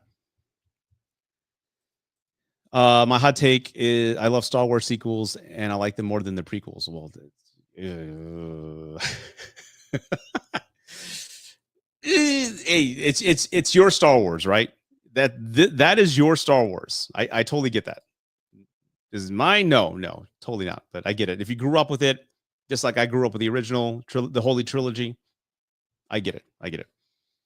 And let's see, what are we at now? Yeah, guys, any super chats will be appreciated. So send them my way. I would really appreciate that. I am Joe Blow, the lover man. You should be paying me, bitch. I would appreciate it. There Will Be Blood. Yeah, that's a good movie too. That is a damn good movie. Young Guns. Yeah, I grew up with those as well. I saw Young Guns 1 and 2 at the movies. I got to see them again, but I did enjoy them. I definitely did. See. Yeah, Adam's super cool. Like I did a live with him just a couple of weeks ago, and that's the first time we've actually been on screen together. Prior to that, we only had met we met for like 30 minutes before that. So I was kind of like, well, how's this going to work out? I've never been live with this guy. And we hit it off just like that. Like we've been friends for a long time. The guy is super cool. I like him more than CP and Brian.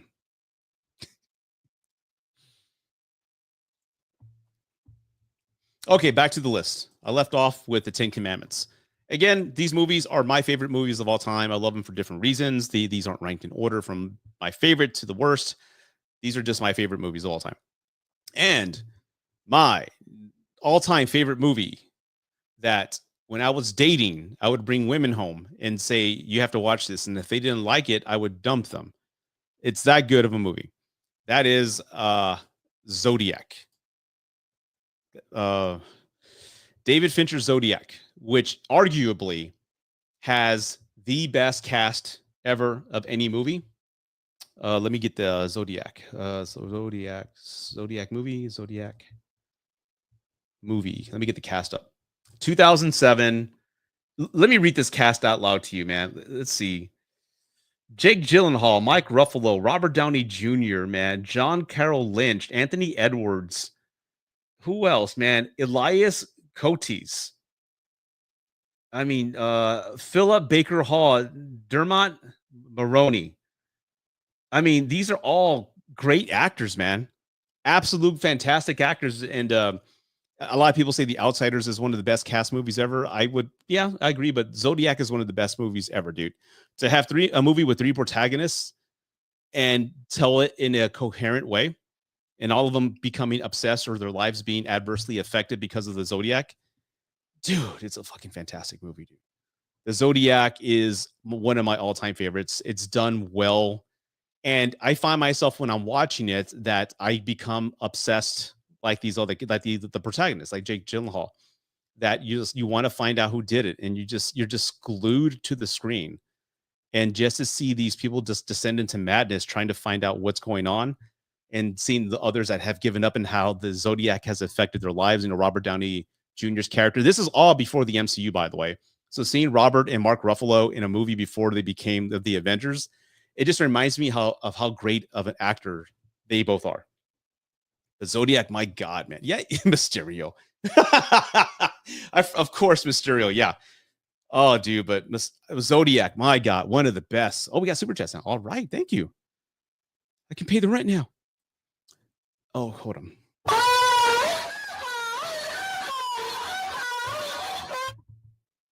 You're pretty good. Maybe I shouldn't have hit that for Val Kilmer. Yeah, rest in peace, Val Kilmer, man. Batman Forever. In my opinion, Val Kilmer was the best Bruce Wayne. Out of all the Batmans, including Ben Affleck, including Bale, I think Val Kilmer played the best Bruce Wayne. Not the best Batman, but the best Bruce Wayne. Charismatic, handsome, charming, all that. That's who Bruce Wayne is. So I think he did a great job. Of course, Tombstone, Iceman. I mean, the guy was iconic in most every movie that he's been in. So it's such a tragic loss, man. He was so young too. So, man, yeah, rest in peace, Val Kilmer, man. Shout out to him, dude. What an amazing guy. Let's see here. You're pretty good. My first super chat. Thanks. Hey, you're very welcome. And again, thank you for, now we have a bond together. So you will never forget who you gave your first super chat to. And I will never forget that Adrian Brody with Sparkles. Did I just read that out loud? Yeah, Adrian Brody with Sparkles. I was his first super chat. So thank you so much, man. Appreciate that. Adrian? Never mind. Oh my God. Troy McClure. Are you guys using the theatrical or director's cut for the Warriors? I don't know. That is a damn good question. I have no idea. No idea. You know what? I know the director's cut has like these comic book transitions. I've never seen it. And I probably don't want to, because the original theatrical cut is still amazing, man. So I don't know. Good, but again, thank you for the super chat. You're pretty good. My mom had me young. There you go. Gavin Moon, what's up, man? What's your opinion on Fincher's Girl with the Dragon Tattoo? I love that movie. That was really good. I have only seen it a couple times, but again, it does have that David Fincher feel. I just love how everything's just like captured at night and in shadow. That is a damn good movie. So yeah, great flick. I definitely need to see again, but highly, highly underrated. And you'll get the CP. My mom had me young. You're pretty good. And Solid Snake. There you go, man. Thank you guys for the super chats. I appreciate it.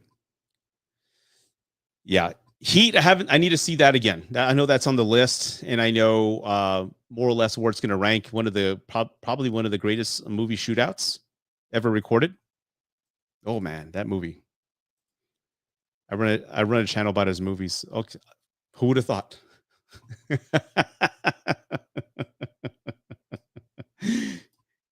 I'm sure Val wouldn't mind. Batman Forever does. Yeah, I love the "Hold Me, Kiss Me, Thrill Me" is the U2 song. That's a great track. Great track. They kill the flow. Yeah. I've heard that. I remember when it first came out. I was like, what? But again, if that's a true director's vision, I'll probably check it out when I have a chance. But again, the original movie is just so close to my heart. As a matter of fact, I remember I was watching that last John Wick movie, where the ladies, the DJs on the screen was telling everybody, we got John Wick here, folks. It was kind of replicating that scene, the bopper on the mic. I was like, oh shit, they got that for the Warriors. No one got it but me. I was like, yes, this is fucking awesome. Okay, so going back to the list here. Yeah, so Zodiac, if you haven't seen it, that's one of my favorite movies of all time. So check it out if you haven't done so. And I want to go through a quick list as well. I only have 4 movies, but these are going to be my guilty pleasure movies. They suck. Okay, so these movies, I'm going to end the live like maybe in about 20 minutes. But these movies suck. I know they suck, but they're guilty pleasures. And I will watch them and enjoy myself as I'm watching them. I will do. The last what? Did I? Did I really? Did I?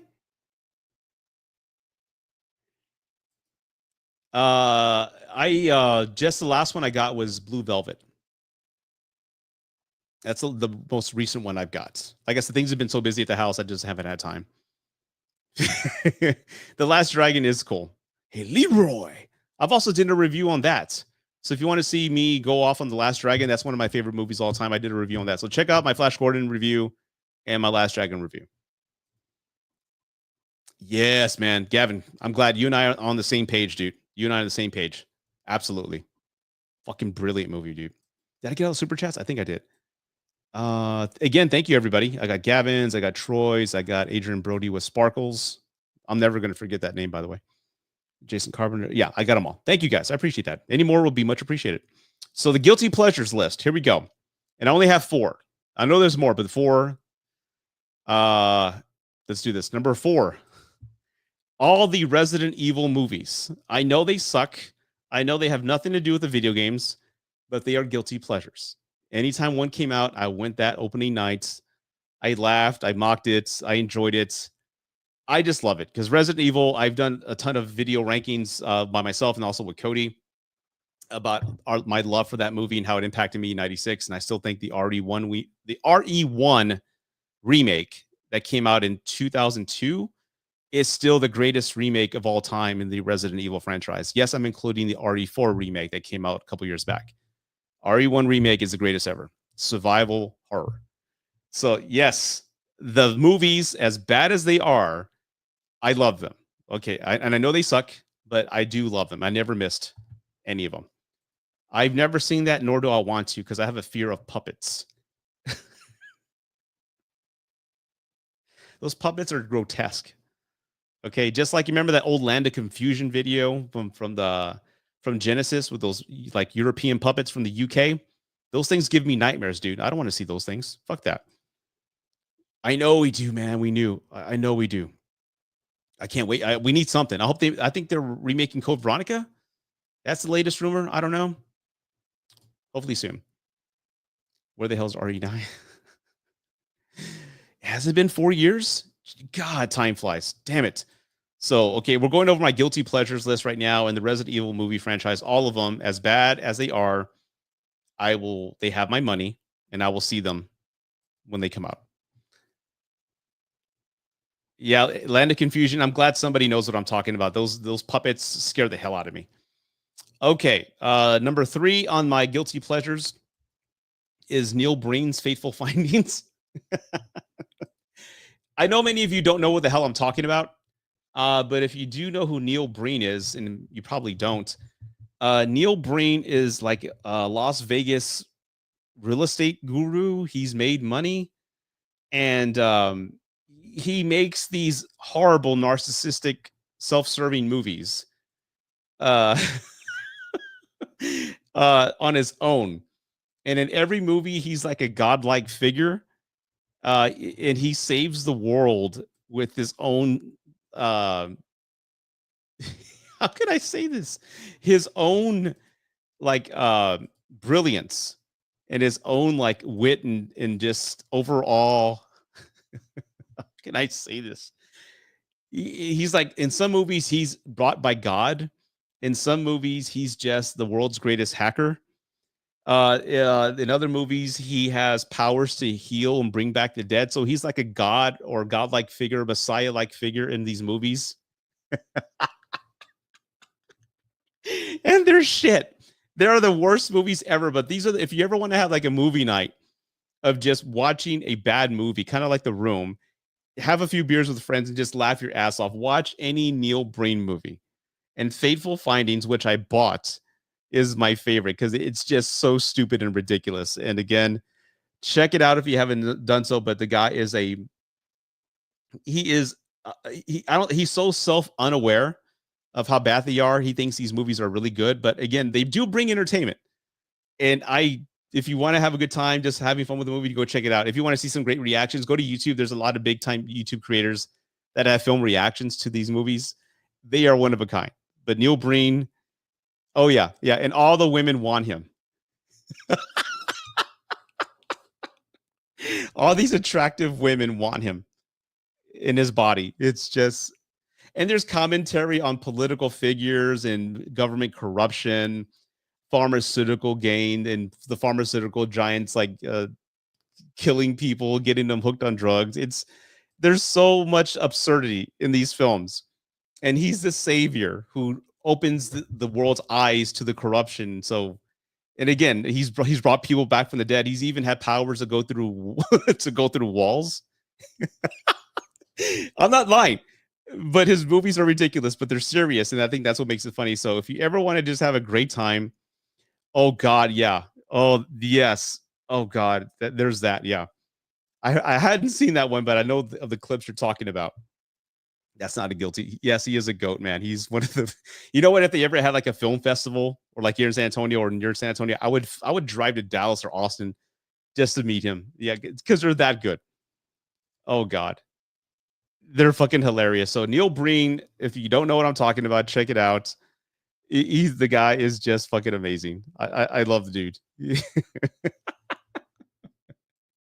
I can't believe you. I can't say that word, but check it out. Fateful Findings. They're great, man. Let's see here. The next movie on my guilty pleasures list is is The League of Extraordinary Gentlemen. I think this came out early 2000s. It's got Sean Connery in the cast. He plays some hunter from the well-renowned hunter from Africa, and that's my Sean Connery, by the way. It's cheesy. It's kind of silly, and they have like Nemo. They have like Dr. Jekyll, Mr. Hyde. They have a few other people in this movie. It's more like an Avengers, a cast of just rejects that become superheroes to save the world. It's cheesy. It's stupid. I like it. It's for me. So again, if you haven't seen it, does anybody know what this movie is? The League of Extraordinary Gentlemen. You have to check it out. Okay. Sadly, I am aware of the Breevers, utter garbage, but yes. I'm a huge Return to the Living Dead fan. What do you think of the sequel? I'm curious. I know it's going to be a Christmas movie. I'm very curious about that. Pretty much. So I'll hope to see it soon. Pizza Rolls. What's up, man? I've heard of it. And I think I saw Cody's review. So that I think I shouldn't see it. I should, because again, if I see somebody's review and then watch the movie, I might have their thoughts kind of impregnating mine. Impregnating. Can't believe I said that. But I get the gimmick. I know Honey the Pooh Bear, A Blood Full of Honey, kind of started this whole thing where all these IPs are now in the free domain, and people are making the horror movies. I think they're making a Popeye one. I'll check it out. I'll check it. I get the gimmick. I don't know if it's got a big audience yet. I don't know if people are enjoying it. I mean, has anybody here seen Steamboat Willie? or it's called Steamboat, is what you said. Has anybody seen it? Is it good? Would you recommend it? I don't know. Let's see. Me, myself, everything. They're good. I like Something About Mary. That's my favorite. Okay, let's see. Yeah, again, I'm not gonna waste money on a film that I just. If it's free on Amazon, I'll check it out. But I'm not gonna go out of my way to go see it. I got my Connery impression is fuck off, you little shit.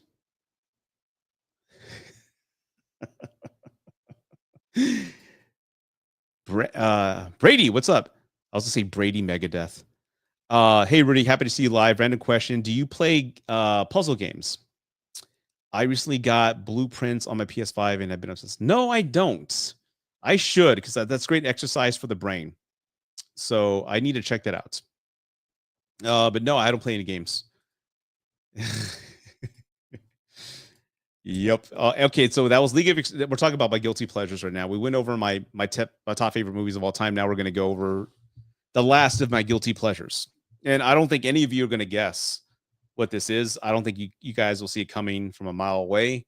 But this movie here is my all-time guilty pleasure. I quote it all the time. And that movie is Pootie Tang. Capichow. Sarate. So again, I don't know if any of you know what the hell I'm talking about right now, but Pootie Tang is an amazing comedy written by, I think, what's his name? Lewis, something Lewis, J.K. Lewis or something like that. Forget his name. He's a comedian now, bald guy. But Pootie Tang is a movie about some sort of like a celebrity who doesn't speak English. I think he was a character in the Chris Rock show. Louis C.K. There you go. And it's just a guy who speaks incoherently. He just makes up the craziest words. And he's also a crime fighter who battles organizations and takes drugs off the street, and he helps kids. And so again, if you want to see a ridiculous movie with a guy dodging bullets by like dancing around them, God, you got to check this movie out. So Pootie Tang is my ultimate guilty pleasure. And again, if you know what I'm talking about, I hope you do. But if you don't, this movie is ridiculous. You have to check it out. Let's see here. So there's my guilty pleasures list, and I'm going to end the live in about 5 minutes, or depending on the super chats, whatever happens, I'll stay. But let me take a look over here. Come on down this time. What a ta. What a ta. You see, no one knows what we're talking about, Troy. But Pootie Tang is, yeah, it's also up there with Black Dynamite, but it's also Dolomite. You got to check that out. The Dolomite as well. Or Rudy Ray Moore movies. I love Rudy Ray Moore movies. Those are good. What is the one? Pewdie Wheat Straw. You got to, there's like those old black exploitation movies. Those are funny as hell, man. You got to check those out. You see, I like all kinds of movies that I don't think many of you know about, but Pewdie Wheat Straw is a great one. And Rudy Ray Moore. You got to check them out. Eddie Murphy did a movie on Rudy Ray Moore like 8 years ago, maybe 5 years ago on Netflix. That was a great flick. And this is where I get the quote. Where's the quote? Where's the quote? Oh, damn it. I am Joe Blow, the lover man. You should be paying me, bitch. That's a Rudy Ray Moore movie. Cool down the panty style. That sounds so dumb. It is dumb. It's completely stupid, but I love it. Just look at, again, Louis C.K. wrote it. It's a character off the Chris Rock show. It's dumb, but Chris Rock's in it. Mario Joyner's in it as well. Pootie Tang's in it. It's dumb, but I love it. First time hearing about it. Yeah, it came out like in 2000, 2001. Hey, Rudy, if you don't mind me asking, do you still take? No, I don't. It screwed me over. Finasteride, I talk with the Moxil, yes, but the Finasteride, no. Rudy Ray Moore, yeah, it's all classic stuff, man. I love it. Let's see here. I'm gonna see it, of course, but I'm waiting for my daughter, because I played the games with my daughter. That's like our little thing, so I'm willing to wait. to see it with her. So she's got a lot of school finals coming up. So I'm probably going to see it. I'm staying away from the all the previews and all the reactions. I made a prediction a couple weeks back, and I was telling the group chat like I think they're going to kill Joel on the first episode, just to kind of shock everybody. I could be wrong, but that was my prediction. But I'm going to wait to see. Let's see here. I know you can't. It's impossible to actually talk about, especially when he doesn't speak English. He even has like a #1 song where he doesn't say anything. I know how that sounds, but that's exactly what happens. Oh yeah, I love The Accountant, man. Hell yeah, I can't wait for that. Do you have a guilty pleasure music artist? 2 Live Crew. Definitely 2 Live Crew. Who else?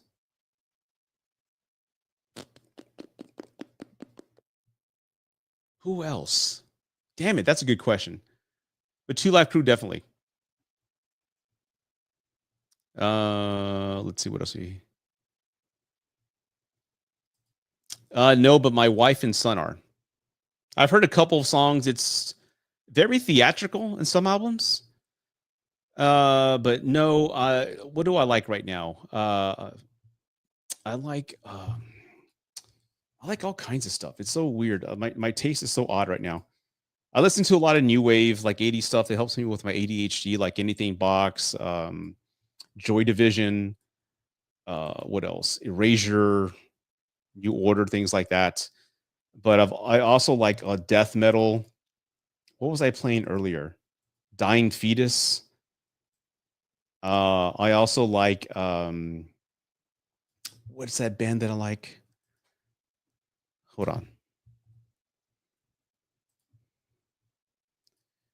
Let's see. Acid Witch is another one that I like as well. And a whole bunch of other things, man. I just like I like all types of music except maybe like today's music. Maybe that makes me old. I don't know. Deftones, I'm not a big fan. I'm not gonna lie. So sorry. Let's see here. Log in. I want you to change. Let's see here. What's the band that I'm looking on my Spotify list? Hold up. Oh, Acid Witch, Eternal Champion. And Eternal Champion is like heavy metal, but all the themes are like Conan the Barbarian themes, like old shit like that. You're not old, stop it. I know. I'm aging like wine, is what I'm saying. Let's see. Transmission. I don't know who they are, but I'm willing to give it a shot. My shuffle is very strange. If you like death metal, yeah.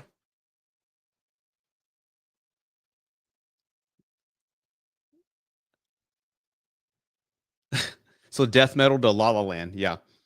I play a lot. One of my favorite artists is what's his fucking name? God, I should really start remembering names. Hold up. Akira Yamakoa. Akira Yamakoa. He is the artist, the musical artist for the Silent Hill movies, the Silent Hill games.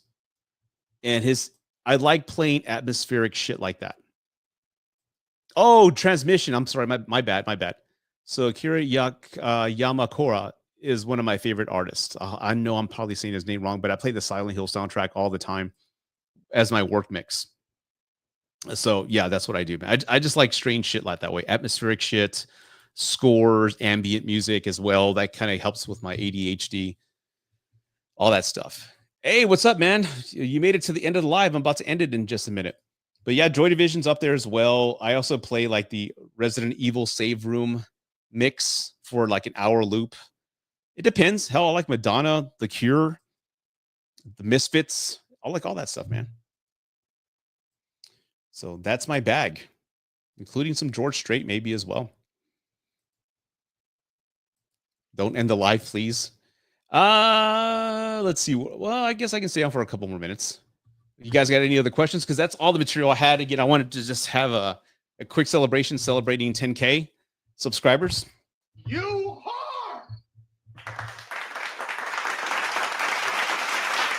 So I'm excited about that. It's been a long journey. And I'm excited where I'm at. And I'm looking forward to the future with the channel and see where things go. And yeah, I just want to celebrate, go over some favorite movies that I love, but also talk about things that you guys wanted to talk about. So any other questions or anything like that? Let me go to my channels. Did I get 10K? Yeah, it shows 10K. Woohoo! Thank you, Jeremy. That's my David Lynch to you. What movies have you been trying to get the Autopsy stream to watch? I really don't have a say, to be honest. I know I'm part of the group now, and I know my opinion matters, but I let them. I mean, it's Cody's thing as well. So whatever they decide, I'm like, okay, that's kind of cool. I know for the past couple of weeks, we were trying to change the name up on instead of like mob rules, we're trying to change the name, and I'm like, I don't care. I think that's fine. So, I don't know. So I'm still kind of like feeling my way around that. Thank you, Christian Baker. Appreciate that. Thank you, Pizza Rolls. Thank you, everybody. Already see how you live in Texas. Is it a hardcore racist state? Well, damn. Okay, we're gonna like flip the script on that. Do I really want to answer that right now? Okay. Well, I've been here my entire life. Okay, I've been here 48 years, and I haven't experienced racism until the past 5. And it's when you leave San Antonio. So it's sad to say, but yes, I have. That sucks. But that's the honest truth.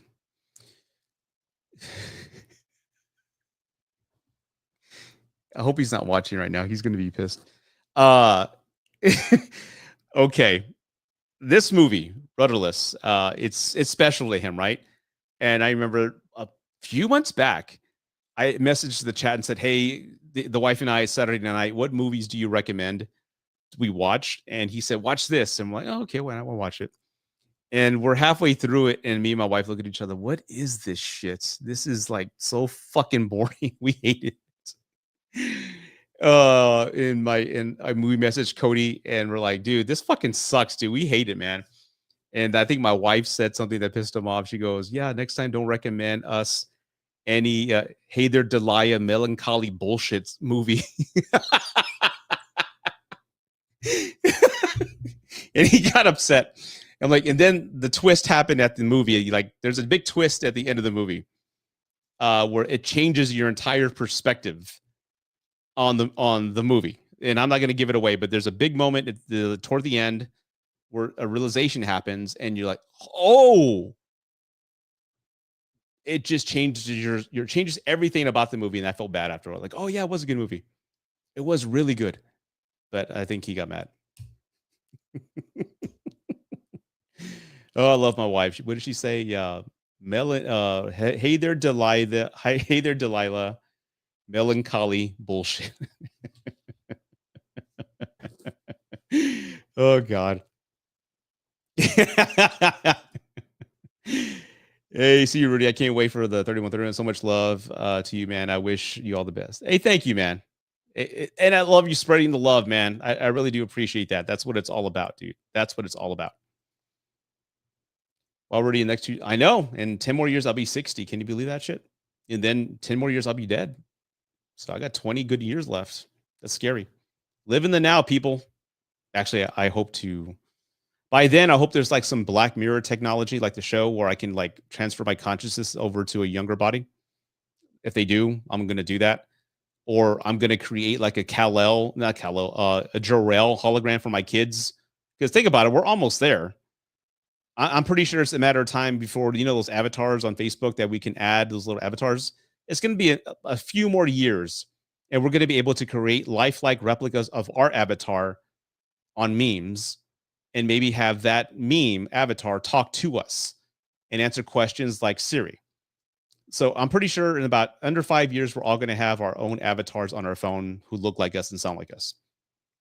And I'm going to create like a Jorel AI so my kids can always talk to me before I go. That's kind of crazy, I know, but that's the way my mind works. Dope. Another. Let's see. No, I'm not gonna go, dude. It's too expensive and it's crowded, and I don't want to spend like $8 for Dos Equis. I've done that my whole life, and I'm bored. Hey, Adam, what's up, man? Oh, I didn't know that. Wow. At Oyster Bake? Wow. Yeah, and again, I really don't want to get in that topic, but yeah, I've never experienced any until recently, so that sucks. But it is what it is. Thank you, Jason. I appreciate it, bro. Thanks. Oh, super chat. Oh, hold up.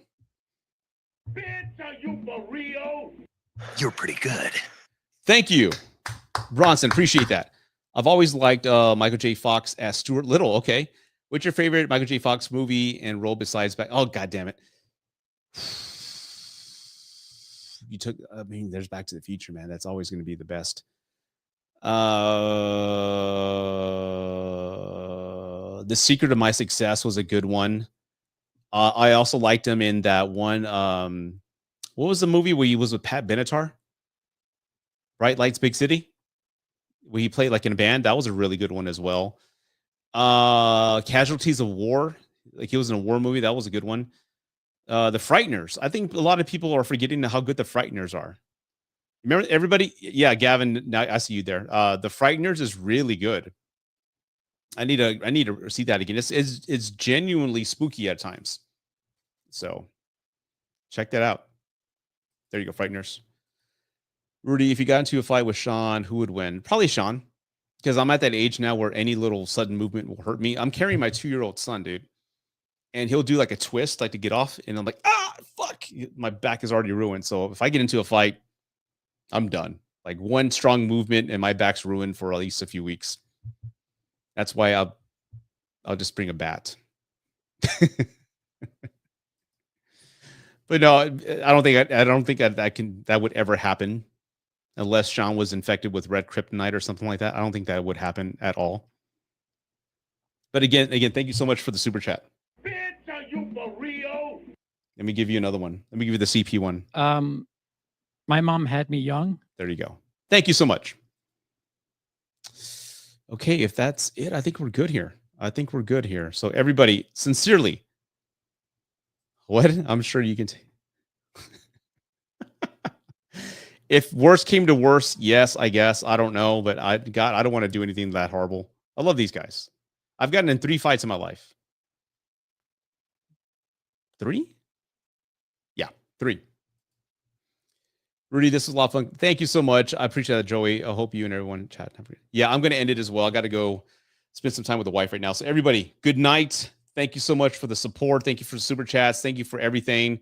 It means the world to me. Thank you. And again, I'll do another live. Let's say probably in I don't know when will I do one.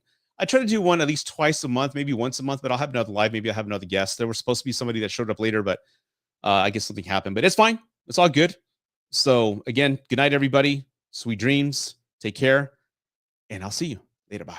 Where's the outro? There you go.